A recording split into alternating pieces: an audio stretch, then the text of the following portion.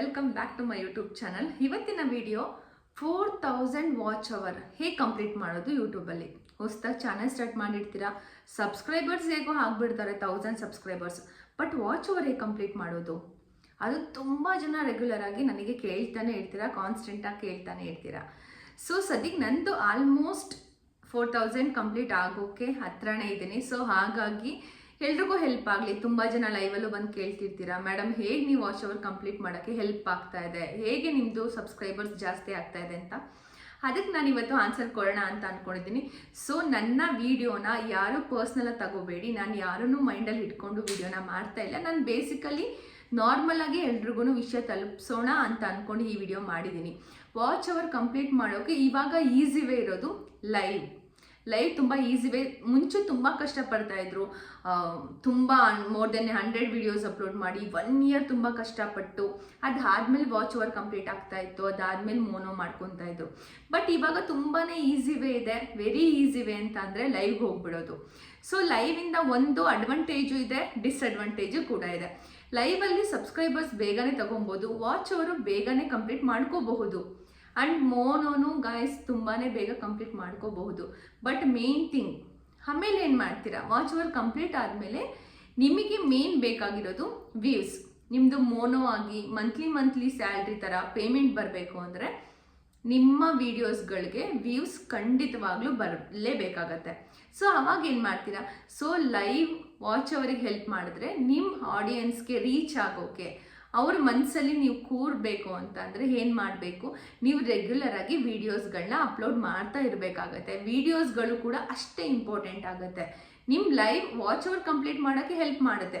But ಆಡಿಯನ್ಸ್ನ grab ಮಾಡ್ಕೊಳ್ಳೋಕ್ಕೆ, ಆಡಿಯನ್ಸ್ನ ನಿಮ್ಮ ಹತ್ರನೇ ಹಿಡ್ಕೊಳ್ಳೋಕ್ಕೆ ಏನು ಮಾಡಬೇಕು, ನಿಮ್ಮ ಒಳ್ಳೆ ಕಂಟೆಂಟ್ಗಳಿಂದ ಮಾತ್ರ ಸಾಧ್ಯ. ಆ ಕಂಟೆಂಟ್ಗಳು ಹೇಗೆ ಸಿಗುತ್ತೆ, YTL ಸಿಗುತ್ತೆ, ಸರ್ಚ್ ಮಾಡಿ. ಕಂಟೆಂಟ್ ಹೇಗೆ ಸಿಗುತ್ತೆ, ಹೇಗೆ ಸರ್ಚ್ ಮಾಡಬೇಕು, ಯಾವ ಥರ ಕಂಟೆಂಟ್ನ ಹುಡುಕಿ ನಾವು ಎಡಿಟ್ ಮಾಡಬೇಕಾಗತ್ತೆ, ವೀಡಿಯೋಸ್ಗಳನ್ನ ಮಾಡಬೇಕಾಗತ್ತೆ ಅನ್ನೋದ್ರ ಬಗ್ಗೆ ನಿಮಗೆ ಏನಾದರೂ ಬೇಕು ಅಂದರೆ ಐಡಿಯಾಸ್ಗಳು ನನಗೆ ಕಮೆಂಟ್ ಸೆಕ್ಷನಲ್ಲಿ ಕಮೆಂಟ್ ಮಾಡಿ, ನಾನು ಅದ್ರ ಮೇಲೂ ಕೂಡ ಒಂದು ವಿಡಿಯೋ ಅಪ್ಲೋಡ್ ಮಾಡ್ತೀನಿ. ಓಕೆನಾ? ಸೊ ವಾಚ್ ಅವರ್ ಹೇಗೆ ಕಂಪ್ಲೀಟ್ ಮಾಡ್ಕೋಬೋದು ಅನ್ನೋದ್ರ ಬಗ್ಗೆ ಹೇಳಿದೆ. ಆ್ಯಂಡ್ ವ್ಯೂಸ್ಗಳು ಹೇಗೆ ತಗೋಬೇಕು, ಎಲ್ಲ ರೀತಿಯಿಂದನೂ ಒಂದೊಂದು ವೀಡಿಯೋಸ್ಗಳನ್ನ ಅಪ್ಲೋಡ್ ಮಾಡಿ. ಕುಕ್ಕಿಂಗ್ ಅಪ್ಲೋಡ್ ಮಾಡಿ, ಸ್ಕಿನ್ ಬಗ್ಗೆ ಅಪ್ಲೋಡ್ ಮಾಡಿ. ನಿಮಗೆ ಯಾವುದ್ರ ಮೇಲೆ ತುಂಬ ಇನ್ಫಾರ್ಮೇಟಿವ್ ವಿಡಿಯೋ, ನಿಮಗೆ ಯಾವುದ್ರ ಬಗ್ಗೆ ಗೊತ್ತಿದೆಯೋ ಅದ್ರ ಬಗ್ಗೆ ವೀಡಿಯೋಸ್ಗಳನ್ನ ಅಪ್ಲೋಡ್ ಮಾಡ್ತಾ ಹೋಗಿ. ಸೊ ದಟ್ ಅವಾಗ ಏನಾಗುತ್ತೆ, ಆಡಿಯನ್ಸ್ಗೆ ಯಾವ್ದು ಇಷ್ಟ ಆಗುತ್ತೆ ಅಂತ ನಿಮಗೊಂದು ಐಡಿಯಾ ಸಿಗುತ್ತೆ. ಫಸ್ಟ್ ಫಾರ್ ಎಕ್ಸಾಂಪಲ್ ನಾನೇನು ಮಾಡಿದೆ ಅನ್ನೋದ್ರ ಬಗ್ಗೆ ನಿಮಗೊಂದು ಹಿಂಟ್ ಕೊಡ್ತೀನಿ. ನಾನು ಫಸ್ಟ್ ಅಪ್ಲೋಡ್ ಮಾಡಿದ್ದು ಒಂದು ಕುಕ್ಕಿಂಗ್ ವಿಡಿಯೋ ಅಪ್ಲೋಡ್ ಮಾಡಿದೆ, ಸ್ವಲ್ಪ ರೀಚ್ ಆಯಿತು.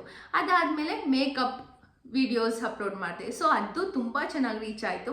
ಮೋರ್ ದೆನ್ 16K ನನಗೆ ವ್ಯೂಸ್ ಬಂತು. ಸೊ ಹಾಗಾಗಿ ಅಲ್ಲಿ ನನಗೆ ಅರ್ಥ ಆಯಿತು ಮೇಕಪ್ ರಿಲೇಟೆಡ್ ಆಡಿಯನ್ಸ್ ನನಗೆ ತುಂಬ ಇದ್ದಾರೆ ಅಂತ. ಅದಾದಮೇಲೆ ರೆಗ್ಯುಲರಾಗಿ ಕೇಳೋಕ್ಕೆ ಸ್ಟಾರ್ಟ್ ಮಾಡಿದ್ರು ಸ್ಕಿನ್ ಕೇರ್ ಬಗ್ಗೆ ಅಂತ. ಸೊ ನಿಮಗೆ ಆಡಿಯನ್ಸ್ ರಿಯಾಕ್ಟ್ ಮಾಡ್ತಾ ಹೋಗ್ತಾರೆ ಕಮೆಂಟ್ಸಲ್ಲಿ, ಅವರಿಗೆ ಏನು ಬೇಕು, ಅವ್ರ ಕಂಟೆಂಟ್ ಬಗ್ಗೆ ಅವರೇ ಐಡಿಯಾಸ್ ಕೊಡ್ತಾ ಹೋಗ್ತಾರೆ. ನಮಗೆ ಈ ಟಾಪಿಕ್ ಬಗ್ಗೆ ವಿಡಿಯೋ ಮಾಡಿ, ನಮಗೆ ಸ್ಕಿನ್ ಕೇರ್ ಬಗ್ಗೆ ಕೊಡಿ, ಇಲ್ಲ ಮೇಕಪ್ ಬಗ್ಗೆ ಕೊಡಿ, ಇಲ್ಲ ಕುಕ್ಕಿಂಗ್ ವ್ಲಾಗ್ಸ್ಗಳನ್ನ ಅಪ್ಲೋಡ್ ಮಾಡಿ ಅಂತ ಆಡಿಯನ್ಸ್ಗಳೇ ನಿಮ್ಮನ್ನು ಕೇಳ್ತಾ ಹೋಗ್ತಾರೆ. ಸೊ ಆ ಬೇಸ್ ಮೇಲೆ ನೀವು ವೀಡಿಯೋಸ್ಗಳನ್ನ ಅಪ್ಲೋಡ್ ಮಾಡೋಕ್ಕೂ ಈಸಿ ಆಗುತ್ತೆ. So guys, watch hour complete ಮಾಡೋದು ಎಷ್ಟು ಇಂಪಾರ್ಟೆಂಟ್ ಆಗುತ್ತೋ ಸೇಮ್ ಥಿಂಗ್ ನಿಮಗೆ ವ್ಯೂಸ್ಗಳು ತಗೊಳ್ಳೋದು ಅಷ್ಟೇ ಇಂಪಾರ್ಟೆಂಟ್ ಆಗುತ್ತೆ. ನಿಮ್ಮ ಆಡಿಯನ್ಸ್ ಎಂಗೇಜ್ಮೆಂಟ್ ತುಂಬಾ ಇಂಪಾರ್ಟೆಂಟ್ ಆಗುತ್ತೆ. ಸೊ ನಿಮ್ಮ ಇನ್ಸ್ಪಿರೇಷನ್ ಹಿಂಗೆ ಹೋಗ್ತಾ ಇರಬೇಕು. ಸೊ ವಾಚ್ ಅವರ್ ಜೊತೆಗೆ ನಿಮ್ಮ ವೀಡಿಯೋಸ್ ಕಡೆನೂ ಕಾನ್ಸಂಟ್ರೇಟ್ ಮಾಡಿ. ಯಾಕಂದರೆ ಲೈವಿಂದ ಹೇಗೋ ನೀವು ವಾಚ್ ಅವರ್ ಕಂಪ್ಲೀಟ್ ಮಾಡಿಕೊಂಡ್ರು ಆಡಿಯನ್ಸ್ನ ನಿಮ್ಮ ಮನಸ್ಸಲ್ಲಿ ಇಟ್ಕೊಳ್ಳೋಕ್ಕಾಗಲ್ಲ. ಯಾಕೆಂದರೆ ಹೊಟ್ಟೋಗ್ಬಿಡ್ತಾರೆ ಲೈವ್ ಆದಮೇಲೆ. ಲೈವಿಂದ ನಿಮಗೆ ಯಾರು ಸಬ್ಸ್ಕ್ರೈಬರ್ಸ್ ಆಗಿರ್ತಾರೆ ಅಲ್ಲ, ಅವರೆಲ್ಲ ಏನು ಮಾಡಿಬಿಡ್ತಾರೆ, ನೀವು ಲೈವ್ ಮಾಡೋ ಸ್ಟಾಪ್ ಮಾಡಿಬಿಡ್ತೀರಾ ವಾಚ್ ಅವರ್ ಕಂಪ್ಲೀಟ್ ಆದಮೇಲೆ. ಆವಾಗ ಆಬ್ವಿಯಸ್ಲಿ ಆಡಿಯನ್ಸ್ಗಳು ಕಡಿಮೆ ಆಗ್ತಾ ಹೋಗ್ತಾರೆ. ಸೊ ವಾಚ್ ಅವರ್ ಜೊತೆಗೆ ವೀಡಿಯೋಸ್ಗಳ ಕಡೆನೂ ಕಾನ್ಸಂಟ್ರೇಟ್ ಮಾಡ್ತಾ ಇರಿ. And guys, one more information, ತುಂಬ ಜನ ನನಗೆ ಕಾನ್ಸ್ಟೆಂಟಾಗಿ ಕೇಳಿರೋದು, ಮ್ಯಾಮ್ ಲೈವ್ಗೆ ಹೋದರೆ ವ್ಯೂಸ್ ಬರೋದಿಲ್ವಾ? ತುಂಬ ಲೈವ್ ಮಾಡ್ತಾರಪ್ಪ, ಅವರಿಗೆ ವ್ಯೂಸೇ ಬರಲ್ಲ. ಯಾಕೆ ಬರಲ್ಲ? ಒಳ್ಳೆ ಕಂಟೆಂಟ್ ಹಾಕಿದ್ರೆ ಖಂಡಿತ ವ್ಯೂಸ್ ಬರುತ್ತೆ. ಎಕ್ಸಾಂಪಲ್, ನಾನು ಸ್ಕಿನ್ ರಿಲೇಟೆಡ್ ಯಾವುದೇ ವೀಡಿಯೋಸ್ಗಳು ಹಾಕಿದ್ರು ನನ್ನ ಸಬ್ಸ್ಕ್ರೈಬರ್ಸ್ ಏನಿದ್ದಾರೆ ಅದಕ್ಕಿಂತ ಸ್ವಲ್ಪ ಜಾಸ್ತಿನೇ ವ್ಯೂಸ್ ಬರುತ್ತೆ. ಇವಾಗ 2000 ಸಬ್ಸ್ಕ್ರೈಬರ್ಸ್ ಇದ್ದಾರೆ ಅಂದರೆ 1K ಆದರೂ ನಂದು ರೀಚ್ ಆಗ್ತಾ ಇದೆ. ಯಾಕಂದರೆ ನನ್ನ ಆಡಿಯನ್ಸ್ಗೆ ಸ್ಕಿನ್ ಕೇರ್ ಮೇಕಪ್ ರಿಲೇಟೆಡ್ ತುಂಬ ಇಷ್ಟ ಆಗ್ತಾ ಇದೆ. ಸೊ ಅದು ತುಂಬ ರೀಚ್ ಆಗ್ತಾ ಇದೆ. ನಾನು ಅದು ಬಿಟ್ಟು ಕುಕ್ಕಿಂಗ್ ವಿಡಿಯೋಸ್ ಹಾಕೋದು ಏನೋ ಒಂದು ಹಾಕಿದ್ರೆ ರೀಚ್ ಆಗಲ್ಲ. ಸೊ ನೀವೊಂದು 3-4 ಥರದ ಕಂಟೆಂಟ್ನ ಅಪ್ಲೋಡ್ ಮಾಡಿ, ಅದಾದಮೇಲೆ ಜನರಿಗೆ ಇಷ್ಟ ಆಗ್ತಾ ಹೋಗುತ್ತೆ. ಸೊ ಯಾವುದಕ್ಕೆ ಜಾಸ್ತಿ ಎಂಗೇಜ್ ಆಗ್ತಾರೆ, ಯಾರು ಜಾಸ್ತಿ ವಿಡಿಯೋಸ್ಗಳನ್ನ ನೋಡ್ತಿದ್ದಾರೆ, ಯಾವ ವಿಡಿಯೋ ಜಾಸ್ತಿ ರೀಚ್ ಆಗ್ತಾ ಇದೆ ಅದನ್ನ ನೋಡಿಕೊಂಡು ಆ ಬೇಸ್ ಮೇಲೆ ನೀವು ಕಂಟೆಂಟ್ನ ಅಪ್ಲೋಡ್ ಮಾಡೋಕ್ಕೆ ಸ್ಟಾರ್ಟ್ ಮಾಡ್ಕೊಳ್ಳಿ. ಆವಾಗ ಖಂಡಿತ ನಿಮಗೆ ವಾಚ್ ಅವರು ಕಂಪ್ಲೀಟ್ ಆಗ್ತಾ ಹೋಗುತ್ತೆ, ಆಡಿಯನ್ಸು ಸಿಗ್ತಾರೆ, ಸಬ್ಸ್ಕ್ರೈಬರ್ಸು ಸಿಗ್ತಾರೆ, ಎಲ್ಲ ಖಂಡಿತ ಆಗುತ್ತೆ. ಸೊ ಎಲ್ಲ ತಲೆಯಲ್ಲೂ ಇರೋದು ಲೈವ್ ಮಾಡಿದ್ರೆ ವ್ಯೂಸ್ ಬರೋದಿಲ್ಲ ವೀಡಿಯೋಸ್ಗೆ. ಗೈಸ್ ಅದನ್ನು ತಲೆಯಿಂದ ತೆಗೆದುಬಿಡಿ, ಖಂಡಿತ ಬರುತ್ತೆ. ನಾನು ಲೈವ್ ಮಾಡ್ತಾನೆ ನಂದು ಎಷ್ಟೋ ವೀಡಿಯೋಸ್ಗಳು ರೀಚ್ ಆಗ್ತಾ ಇದೆ. ಸೊ ಲೈವ್ ಅನ್ನೋದು ನೀವು ಇಂಟ್ರಾಕ್ಟ್ ಮಾಡೋಕ್ಕೆ ಈಸಿ ಆಗುತ್ತೆ ಅಷ್ಟೇ, ಜೊತೆಗೆ ವಾಚ್ ಅವರ್ ಕಂಪ್ಲೀಟ್ ಮಾಡೋಕ್ಕೂ ಈಸಿ ಆಗುತ್ತೆ. ಸೊ ಈ ಕಡೆ ವಾಚ್ ಅವರು ಕಂಪ್ಲೀಟ್ ಮಾಡ್ಕೋತಾ ಈ ಕಡೆ ನಿಮ್ಮ ಆಡಿಯನ್ಸ್ನು ಗ್ರ್ಯಾಬ್ ಮಾಡ್ಕೊಳ್ಳೋಕ್ಕೆ ಲೈವ್ ಅನ್ನೋದು ತುಂಬಾ ಇಂಪಾರ್ಟೆಂಟ್ ಅಂತಲೇ ಹೇಳ್ತೀನಿ. ಸೊ ತುಂಬ ಜನ ಹೇಳೋದು ಲೈವ್ ಮಾಡೋದ್ರಿಂದ ವಾಟ್ ಈಸ್ ದ ಯೂಸ್, ಒಂದು ವಾಚ್ ಅವರ್ ಕಂಪ್ಲೀಟ್ ಮಾಡ್ಕೋಬೋದು, ಇನ್ನೊಂದು ಒಂದಷ್ಟು ಜನರನ್ನ ನಿಮ್ಮ ಕ್ಲೋಸ್ ಆಗಿ ಹಿಡ್ಕೊಳ್ಳೋಕ್ಕೆ ಈಸಿ ಆಗುತ್ತೆ. ಅಂದರೆ ಒಂದಷ್ಟು ಫ್ಯೂ ಆಫ್ ಗುಡ್ ಫ್ರೆಂಡ್ಸ್ ನಿಮಗೆ ಸಿಗ್ತಾರೆ, ನಿಮ್ಮನ್ನ ಲಾಂಗ್ ಲಾಸ್ಟಿಂಗ್ ನಿಮ್ಮ ಜೊತೆಗೆ ಬ್ಯಾಕ್ ಬೋನಾಗಿ ನಿಂತ್ಕೊಂಡಿರ್ತಾರೆ, ಸಪೋರ್ಟ್ ಮಾಡ್ತಾರೆ, ಯಾವ ಥರ ಎಡಿಟ್ ಮಾಡೋಕ್ಕೆ ಹೆಲ್ಪ್ ಮಾಡ್ತಾರೆ, ತಂಬ್ಲೈನ್ಗೆ ಯಾವುದಕ್ಕಾದ್ರೂ ಹೆಲ್ಪ್ ಮಾಡ್ತಾರೆ, ಆಡಿಯನ್ಸ್ ಇಂಟ್ರಾಕ್ಟ್ ಮಾಡ್ತಿರ್ತೀರಾ ನೀವು ಲೈವಲ್ಲಿ, ಹೊಸ ಪರಿಚಯಗಳಾಗ್ತಿರುತ್ತೆ. ಸೊ ಹಾಗಾಗಿ ನೀವು ವಿಷಯಗಳನ್ನ ತಿಳ್ಕೊಳ್ಳೋಕ್ಕೆ ತುಂಬ ಈಸಿ ಆಗುತ್ತೆ. ನಾನು ಎಕ್ಸಾಂಪಲ್ ಹೇಳ್ತೀನಿ, ನಾನು ಲೈವಿಂದ ತುಂಬ ಜನ ಪರಿಚಯ ಆಗಿದ್ದಾರೆ, ಅವರಿಂದ ನಾನು ಎಡಿಟಿಂಗ್ ಕಲ್ತಿದ್ದೀನಿ, ತಂಬ್ಲೈನ್ ಕಲ್ತಿದ್ದೀನಿ, ತುಂಬ ಕಲ್ತಿದ್ದೀನಿ. ಸೊ ತುಂಬ ಹೆಲ್ಪ್ ಆಗಿದೆ. ಸೊ ಲೈವಿಂದ ತುಂಬಾ ಅಡ್ವಾಂಟೇಜ್ ಇದೆ ಗೈಸ್. ನೀವು ಲೈವ್ ಬರೀ WHಗೋಸ್ಕರನೇ ಬರ್ತಾರೆ ಅನ್ನೋದು ಸುಳ್ಳು. ನಾನಂತೂ ಬರೀ WHಗೋಸ್ಕರ ಖಂಡಿತ ಬರ್ತಾ ಇಲ್ಲ. ಬಿಕಾಸ್ ನಾನು ಲೈವಿಗೆ ಬಂದಿಲ್ಲ ಅಂದ್ರೂ ತುಂಬ ಜನ ಮೆಸೇಜ್ ಮಾಡಿ ಕೇಳೋರಿದ್ದಾರೆ, ಯಾಕೆ ಮೇಡಮ್ ಇವತ್ತು ಲೈವಿಗೆ ಬಂದಿಲ್ಲ, ಬನ್ನಿ ಅಂತ. ಸೊ ಹಾಗಾಗಿ ನಾನು ಎಷ್ಟೊಂದು ಸಲ ತುಂಬ ಬ್ಯುಸಿ ಇದ್ರೂ ಲೈವಿಗೆ ಬಂದಿದ್ದೀನಿ. ಸೊ ಲೈವ್ ಅನ್ನೋದು ವಾಚ್ ಅವರ್ ಕಂಪ್ಲೀಟ್ ಮಾಡೋಕ್ಕೆ ತುಂಬಾ ಹೆಲ್ಪ್ ಮಾಡುತ್ತೆ. ಯಾರ ಮಾತನ್ನು ಕೇಳಕ್ಕೆ ಹೋಗಬೇಡಿ, ಲೈವ್ ಮಾಡಿ ಆಯಿತಾ. ಆ್ಯಂಡ್ ಇನ್ನೊಂದು ತುಂಬ ಜನ ಕೇಳಿದ್ರಿ, ಲಾಸ್ಟ್ ಪ್ರೀವಿಯಸ್ ವಿಡಿಯೋದಲ್ಲಿ 1000 ಸಬ್ಸ್ಕ್ರೈಬರ್ಸ್ ಕಂಪ್ಲೀಟ್ ಆಗೋಕ್ಕೆ 2 ಸಲ 3 ಸಲ ಲೈವ್ಗೆ ಹೋಗಬೇಡಿ, ಕಷ್ಟ ಆಗುತ್ತೆ, ಒಂದೇ ಸಲ ಕುತ್ಕೊಂಡು 2 hours 3 hours ಮಾಡ್ಕೊಂಬಿಡಿ ಅಂತ ಹೇಳಿದ್ರಿ. ಬಟ್ ನೀವೇ ಇವಾಗ ಲೈವಿಗೆ ಬರ್ತಿದ್ದೀರಾ ಅಂತ. ಖಂಡಿತ ಏನಾಗುತ್ತೆ ಅಂತ ಅಂದರೆ, ನನಗೆ ಆವಾಗ ಕಂಟಿನ್ಯೂಸ್ 3 hours ನಾನು ಲೈವ್ ಮಾಡ್ತಾ ಇದ್ದೆ. ಬಟ್ ಇವಾಗ ಕೆಲಸದಿಂದ ನಾನು 2 ಲೈವ್ ಮಾಡ್ತಾ ಇದ್ದೀನಿ.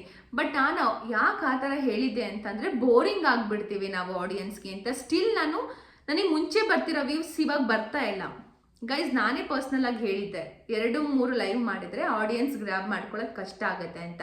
So yes, I personally agree. ನೀವು ಹೋಗಿ ನನ್ನ ಗ್ರಾಫ್ ನೋಡಿ ಲೈವಿಂದು. ನಾನು ಮುಂಚೆ ಓನ್ಲಿ 3 hours ಮಾಡ್ತಾಯಿದ್ದೆ, ಆವಾಗ ಇಷ್ಟು ವ್ಯೂಸ್ ಬರ್ತಾಯಿತ್ತು, 7K 8K 10K ವರೆಗೂ ವ್ಯೂಸ್ ಬರ್ತಾಯಿತ್ತು. ಇವಾಗ 2 ಲೈವ್ ಮಾಡ್ತಾಯಿದ್ದೀನಿ. ಸೊ ಹಾಗಾಗಿ 3K ವ್ಯೂಸ್ ಬರ್ತಾಯಿದೆ. ಸೊ ಡಿಫ್ರೆನ್ಸ್ ನಿಮಗೆ ಗೊತ್ತಾಗ್ತಿರ್ಬೇಕು ಅನಿಸುತ್ತೆ. ಎಸ್, ನೀವು 2-3 ಲೈವ್ ಮಾಡೋದ್ರಿಂದ ಆಡಿಯನ್ಸ್ ಕಡಿಮೆ ಆಗ್ತಾ ಹೋಗ್ತಾರೆ, ಬಿಕಾಸ್ ಫೇಸ್ ಬೋರಿಂಗ್ ಆಗುತ್ತೆ. ಸೊ ಡೈಲಿ 1 ಸಲ ಮಾಡೋಕ್ಕೆ ಮ್ಯಾಕ್ಸಿಮಮ್ ಟ್ರೈ ಮಾಡಿ. 2 ಸಲ 3 ಸಲ guys, it's completely up to you. ನೀವು ಎಷ್ಟು ಸಲ ಬೇಕಾದರೂ ಮಾಡ್ಕೋಬೋದು. ಬಟ್ ನನ್ನ ಒಪಿನಿಯನ್, ನನಗಾಗಿದ್ದ ಎಕ್ಸ್ಪೀರಿಯನ್ಸ್ನ ನಾನು ನಿಮ್ಮ ಹತ್ರ ಶೇರ್ ಮಾಡ್ಕೊಂಡಿದ್ದೀನಿ. ಸೊ 2 ಸಲ ಮಾಡೋದ್ರಿಂದ ಏನೂ ತೊಂದರೆ ಇಲ್ಲ. ಬಟ್ 1 ಸಲ ಮಾಡಿದ್ರೆ ತುಂಬ ಜನ ಆಡಿಯನ್ಸ್ ಬರ್ತಾರೆ. ನೀವು 2ನೇ ಸಲ ಲೈವ್ ಮಾಡೋಕ್ಕೆ ಸ್ಟಾರ್ಟ್ ಮಾಡಿದಾಗ ಸ್ವಲ್ಪ ಕಡಿಮೆ ಆಗ್ತಾರೆ, 3ನೇ ಸಲ ಲೈವ್ ಮಾಡಿದಾಗ ಸ್ವಲ್ಪ ಕಡಿಮೆ ಆಗ್ತಾರೆ. ಅಂದರೆ ದಿನದಲ್ಲಿ 3 ಲೈವ್ ಮಾಡಿದ್ರೆ ಖಂಡಿತ ಆಡಿಯನ್ಸ್ ಕಡಿಮೆ ಆಗ್ತಾ ಹೋಗ್ತಾರೆ. ಸೊ ಆ ಬೇಸ್ ಮೇಲೆ ನಾನು ದಿನಕ್ಕೆ 1 ಸಲ ಲೈವ್ ಮಾಡಿ ಅಂತ ಹೇಳಿದೆ. ಬಟ್ ನಾನಿವಾಗ 2 ಸಲ ಮಾಡ್ತಿರೋದು, ನನಗೆ ಯೂಜ್ ವ್ಯೂಸ್ ಅವಶ್ಯಕತೆ ಇಲ್ಲ ಅಂತ ಪರ್ಸ್ನಲಿ ನನಗೆ ಅನಿಸಿದ್ರಿಂದ ನಾನು 2 ಸಲ ಆರಾಮಾಗಿ ಲೈವ್ ಮಾಡ್ಕೊಂಡು ಹೋಗ್ತಾ ಇದ್ದೀನಿ, ಕನ್ವೀನಿಯೆಂಟ್ ಟೈಮಿಂಗಲ್ಲಿ. ಸೊ ಸ್ಟಾರ್ಟಿಂಗ್ ಯಾರೆಲ್ಲ ಸ್ಟಾರ್ಟ್ ಮಾಡಿರ್ತೀರ ಅಲ್ವಾ, ನಾನು ಬೇಗ ವಾಚ್ ಅವರ್ ಕಂಪ್ಲೀಟ್ ಆಗಬೇಕು ಅಂತ, ನೀವೊಂದು ಟೈಮಿಂಗ್ ಫಿಕ್ಸ್ ಮಾಡ್ಕೊಂಬಿಡಿ, 3 hours per day. ಗೈಸ್, ನನ್ನನ್ನು ಕೇಳೋದಿದ್ರೆ ನನ್ನ ಒಪಿನಿಯನ್, ನನ್ನ ಪರ್ಸ್ನಲ್ ಒಪಿನಿಯನಿಂದ ನಾನು ಹೇಳ್ತಿದ್ದೀನಿ, ಡೈಲಿ 1 ಲೈವ್ ಮಾಡಿ. ಯಾರು ಏನಾದರೂ ಅಂದ್ಕೊಳ್ಳಿ, ನಾನು ಮಾತ್ರ ನನ್ನ ಆಡಿಯನ್ಸ್ಗೆ ನಾನು ಹೀಗೆ ರೀಚ್ ಮಾಡೋದು. ವೀಕ್ಲಿ ಮಿನಿಮಮ್ ಅಂದರೂ ಒಂದು 15 to 1 month 1 ಲೈವ್ ಮಾತ್ರ ಮಾಡಿ ಕಂಪ್ಲೀಟ್ ಆಗಿ. ಅಂದರೆ ಜನ ಒಂದು ದಿನದಲ್ಲಿ 1 time ಫಿಕ್ಸ್ ಮಾಡ್ಕೊಂಡ್ಬಿಡ್ಬೇಕು, ಇಂಥ ಪರ್ಸನ್ 3 hours ಬರ್ತಾರಪ್ಪ, ಈ 3 hours ಕಂಪ್ಲೀಟಾಗಿ ನಾವು ಅವ್ರಿಗೆ ಟೈಮ್ ಕೊಡಬೇಕು ಅಂತ ಆಡಿಯನ್ಸ್ ಫಿಕ್ಸ್ ಆಗ್ತಾರೆ. ಫಾರ್ ಎಕ್ಸಾಂಪಲ್, ಇವಾಗ ನಾನು 3:30 ಲೈವ್ ಬರ್ತಾ ಇದ್ದೆ, 6:30ವರೆಗೂ ಲೈವ್ ಇರ್ತಾ ಇದ್ದೆ, ಮೋರ್ ದೆನ್ 10K ವ್ಯೂಸ್ ಬರ್ತಾ ಇತ್ತು. ಬಟ್ ಇವಾಗ ನಾನು 3:30ಗೂ ಬರ್ತೀನಿ, 8:30ಗೂ ಬರ್ತೀನಿ, ಬಟ್ ಇವಾಗ 3K ಆಗಿದೆ. ಯಾಕೆ? ನಾನು ನಿಮಗೆ ಎಕ್ಸಾಂಪಲ್ ಕೊಡ್ತಾ ಇದ್ದೀನಿ. ಈ ಥರ ಆಡಿಯನ್ಸ್ ಕಡಿಮೆ ಆಗ್ತಾ ಹೋಗ್ತಾರೆ ನೀವು ಲೈವ್ ಜಾಸ್ತಿ ಮಾಡ್ತಾ ಹೋದರೆ ಎವ್ರಿ ಡೇ. ಸೊ ಒಂದು ದಿನಕ್ಕೆ ನೀವು ಮ್ಯಾಕ್ಸಿಮಮ್ 1K ರೀಚ್ ಆಗೋವರೆಗೂ ಒಂದು ದಿನಕ್ಕೆ ಒಂದು ಲೈವ್ ಮಾಡಿ. 1K ರೀಚ್ ಆದಮೇಲೆ ನಿಮ್ಮ ಟೈಮಿಂಗ್ 2 ಸಲನಾದರೂ ಮಾಡ್ಕೊಳ್ಳಿ, 3 ಸಲನಾದರೂ ಮಾಡ್ಕೊಳ್ಳಿ, 4 ಸಲನಾದರೂ ಮಾಡ್ಕೊಳ್ಳಿ. ಅದು ನಿಮ್ಮ ಟೈಮಿಂಗ್ ಮೇಲೆ ಡಿಪೆಂಡ್. ಸೊ ಇವಾಗ ನನಗೆ ರೀಸೆಂಟಾಗಿ ಲೈವಲ್ಲೇ ಆ ಕಮೆಂಟ್ ಬಂದಿತ್ತು. ಸೊ ಹಾಗಾಗಿ ನಾನು ನಿಮಗೆ ಹೇಳ್ತಾ ಇದ್ದೀನಿ, ನಿಮಗೆ ಕನ್ವೀನಿಯೆಂಟ್ ಆಗೋ ಟೈಮಿಗೆ ಎಷ್ಟು ಸಲ ಬೇಕಾದರೂ ಬನ್ನಿ ದಿನಕ್ಕೆ. ಬಟ್ ಆಫ್ಟರ್ 1K ಸಬ್ಸ್ಕ್ರೈಬರ್ಸ್ ಆದಮೇಲೆ ಬನ್ನಿ ಅಂತ ನಾನು ನಿಮಗೆ ಸಜೆಷನ್ ಕೊಡಬಲ್ಲೆ. And guys, one more thing, 1K subscribers complete ಆದಮೇಲೆ ಆ್ಯಂಡ್ ವಾಚ್ ಅವರ್ ಕಂಪ್ಲೀಟ್ ಆದಮೇಲೆ ವಿಡಿಯೋ ಕಡೆ ಕಾನ್ಸಂಟ್ರೇಟ್ ಮಾಡಿ. ಅದು ತುಂಬಾ ಇಂಪಾರ್ಟೆಂಟ್ ಆಗುತ್ತೆ. ಆ್ಯಂಡ್ ಬಿಫೋರ್ ದಟ್ ನೀವು ಒಂದು ಲೈವ್ ದಿನಕ್ಕೆ ಮಾಡ್ತೀರಾ ಅಂದರೆ ಮ್ಯಾಕ್ಸಿಮಮ್ ಗೈಸ್ ಟ್ರೈ ಮಾಡಿ ಪ್ರತಿದಿನ ಒಂದೊಂದು ವಿಡಿಯೋ ಅಪ್ಲೋಡ್ ಮಾಡೋಕ್ಕೆ. ನಾನು ಮಾಡ್ತಿರೋವಂಥ ತಪ್ಪನ್ನು ನೀವು ಮಾಡಬೇಡಿ, ಆಯಿತಾ? ನಾನು ಪ್ರತಿದಿನ ವಿಡಿಯೋಗಳನ್ನ ಅಪ್ಲೋಡ್ ಮಾಡೋಕ್ಕಾಗ್ತಾ ಇಲ್ಲ. ಫಾರ್ ಸಮ್ ರೀಸನ್ಸ್, ಕೆಲಸಗಳಿರುತ್ತೆ, ಎಲ್ಲ ಇರುತ್ತೆ. ಸೊ ಪ್ರತಿದಿನ ವಿಡಿಯೋ ಮಾಡೋಕ್ಕಾಗ್ತಿಲ್ಲ. ಯಾರಾದರೂ ಫ್ರೀ ಇರೋರು ನಾನು ಕ್ಲಿಯರಾಗಿ ಮೆನ್ಷನ್ ಮಾಡ್ತಿದ್ದೀನಿ, ಎವ್ರಿ ಡೇ ಫ್ರೀ ಇರೋರು, ಏನು ಕೆಲಸ ಇಲ್ಲ ಅನ್ನೋರು ಪ್ರತಿದಿನ ವಿಡಿಯೋಗಳನ್ನ ಅಪ್ಲೋಡ್ ಮಾಡೋಕ್ಕೆ ಟ್ರೈ ಮಾಡಿ. ಆವಾಗ ಆಡಿಯನ್ಸ್ನ ಗ್ರ್ಯಾಬ್ ಮಾಡ್ಕೊಳ್ಳೋಕೆ ಈಸಿ ಆಗುತ್ತೆ. ಇಲ್ಲ ನನ್ನ ಕೈಲಿ ಆಗಲ್ಲ ಅಂದರೆ ಒಂದಿನ ಬಿಟ್ಟು ಒಂದಿನ ಅಪ್ಲೋಡ್ ಮಾಡಿ, ಇಲ್ಲ 2 ಡೇಸ್ಗಾದರೂ ಒನ್ಸ್ ಅಪ್ಲೋಡ್ ಮಾಡ್ತಾ ಇರಿ. ಖಂಡಿತ ಇದು ವರ್ಕ್ ಆಗುತ್ತೆ. ಸೊ ಯಾರು ಏನು ಅನ್ಕೋತಾರೆ, ಯಾರು ಕಮೆಂಟ್ ಮಾಡ್ತಾರೆ, ಹಿಂದೆ ಯಾರು ಮಾಡ್ತಾರೆ, ಅದಕ್ಕೆಲ್ಲ ತಲೆ ಕೆಡಿಸ್ಕೊಳಕ್ಕೆ ಹೋಗ್ಬಿಡಿ. ನಿಮಗೇನು ಅನಿಸುತ್ತೆ, ಅದು ಸರಿ ಅನಿಸುತ್ತೆ ಮಾಡ್ತಾ ಹೋಗಿ.